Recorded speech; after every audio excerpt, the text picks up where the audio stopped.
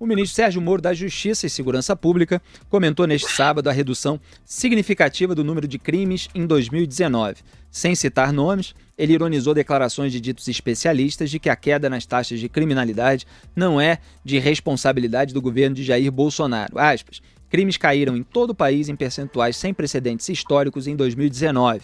Leio de alguns especialistas em segurança pública que o governo federal não tem nada a ver com isso, dos mesmos que compunham ou assessoravam os governos anteriores quando os crimes só cresciam. Se quiserem atribuir a queda ao mago é Merlin ou Merlin? Merlin. Não...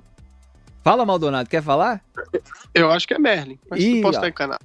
Os ouvintes vão mandar mensagem aí para dizer qual é a pronúncia correta. Eles vão desempatar. Os criminosos sem diálogos cabulosos sabem por que os crimes caem. Trabalhamos para melhorar a vida das pessoas e o que importa é que os crimes continuem caindo. Fecho aspas para o ministro Sérgio Moro. No final de semana, o ex-ministro da Justiça da Segurança Pública, na verdade, era só essa pasta, era separado, Raul Jungmann, publicou diversos tweets destacando suas ações no governo de Michel Temer. Num deles, respondendo a um internauta, disse, aspas, não fizemos mágicas, trabalhamos duro ao longo de escassos 11 meses para dotar o Brasil de um sistema e uma política nacional de segurança pública, universal e direito de todos, o que nunca tivemos, eficiente, transparente, republicano e em defesa da vida. Fecho aspas. Eu tive aqui um embate com o então ministro Raul Jungmann sobre a questão da cadeia, do sistema penitenciário no Brasil. Vocês podem procurar no YouTube, vale a pena. Discordei do tratamento que ele dava em relação ao encarceramento no Brasil, porque há anos que eu escrevo um monte de artigos e faço comentários a respeito dos mitos nesse sentido. Então tem vários questionamentos sobre a atuação dele, mas defendeu ali o legado do que ele fez. Agora o Sérgio Moro chegou fazendo, Augusto, coisa que os outros não fizeram. Por exemplo, o isolamento de lideranças criminosas. E o pessoal falar, não, se fizer isso, vai haver retaliação, vai morrer gente nas cidades, aquela coisa toda.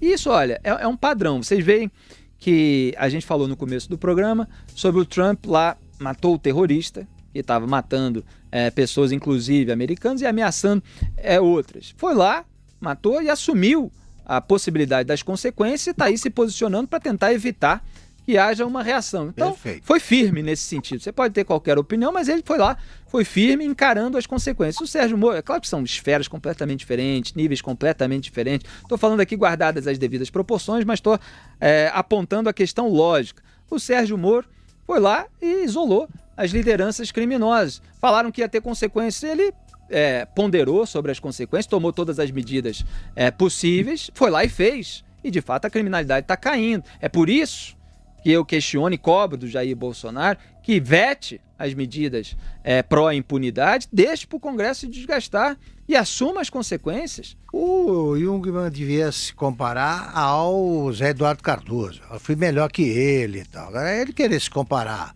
eu gosto do Jungmann. Foi um bom deputado, é um homem sério, mas não adianta você querer dizer que esse trabalho é resultado do que fez o governo Temer. Não é verdade. Isso que o Felipe acabou de mencionar é perfeito. Ele está atacando com muita competência e sem os instrumentos que ele vive pedindo ao Congresso. O Congresso insiste em negar, concede aqui e ali, mas de modo geral age com má vontade. Ele está combatendo o crime organizado com muita competência. Caiu a força do crime organizado de organizações como PCC, Amigo dos Amigos, é claro que sim, porque ele está fazendo o que ele sabe fazer aí, corta a cabeça aí da serpente, você impede a chegada do dinheiro, tudo isso ele está fazendo. Tem toda a razão em reivindicar isso aí e a verdade é que só agora começa a surgir uma política nacional de segurança pública. Nunca existiu. E não existiu também durante o governo Temer.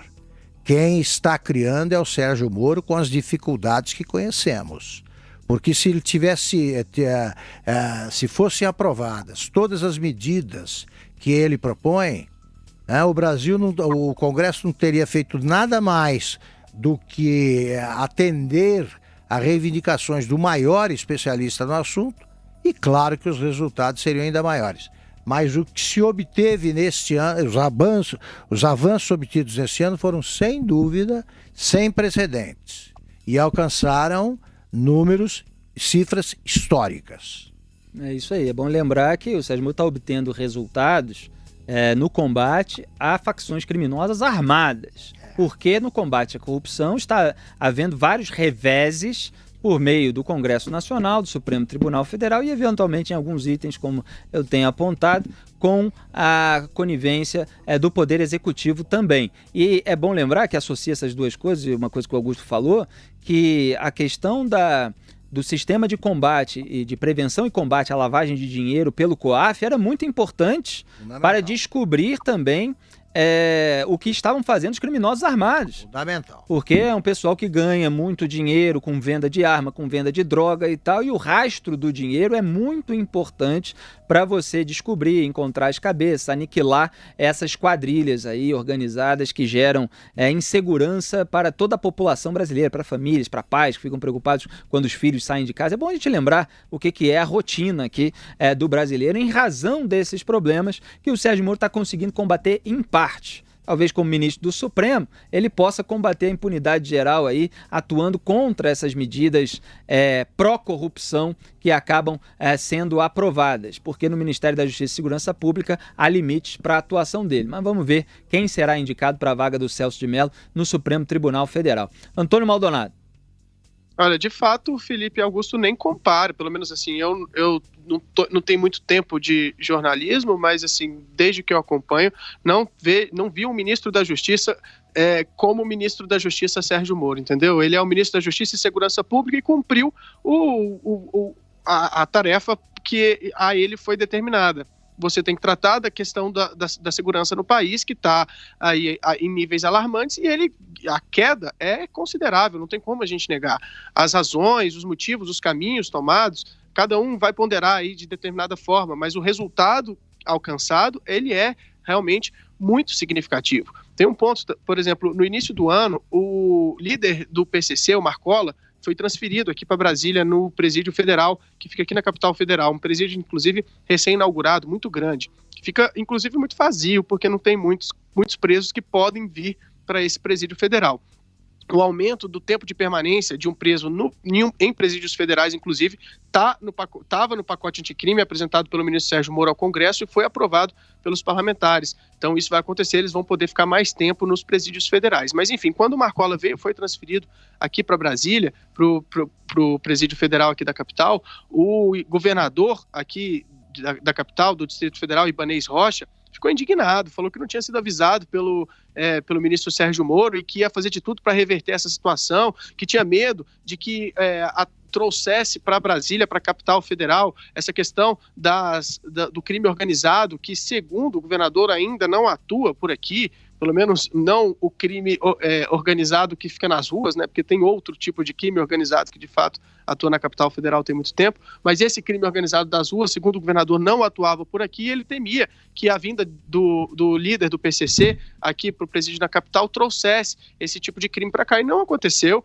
O ministro Sérgio Moro agiu, inclusive, junto com as forças de segurança pública. Há cerca de 2 semanas atrás, teve um reforço muito grande ali na segurança no entorno do presídio da Papuda, que fica na mesma região desse presídio federal. E aí houve uma suspeita, inclusive revistas divulgaram que havia um plano de fuga aí do Marcola, que estava tudo sendo organizado por meio de drones e tudo mais, e o Ministério da Justiça fez questão de deixar claro que não tinha nada disso, que era uma questão simplesmente de treinamento em que os policiais estavam ali se preparando, sendo capacitados para numa situação emergencial poderem agir de forma adequada, ou seja, o Ministério da Segurança Pública está agindo ali na Força Nacional, está agindo ali na Polícia Federal, justamente para garantir a segurança do cidadão, e isso não tem como a gente negar, ainda mais diante dos números, dos índices que apontam, sim, a redução de crimes no país a partir do início da gestão aí do ministro Sérgio Moro à frente do Ministério da Justiça e Segurança Pública. Eu lembro que o Ministério antes era Ministério da Justiça,